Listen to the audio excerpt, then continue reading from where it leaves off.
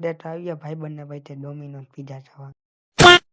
તમારું સ્વાગત છે મારા મિની બર્થડે 26.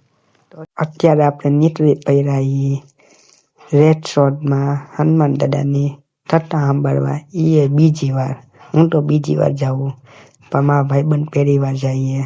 પછી ભાઈબંધનો ફોન ચોરી લીધો, આઈફોન. પછી આપણે વ્લોગ બનાવવા માંડ્યા.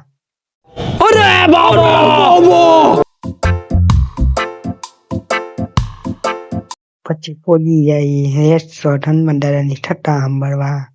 હાલો તમને એન્ટ્રી ડેટ બતાડું.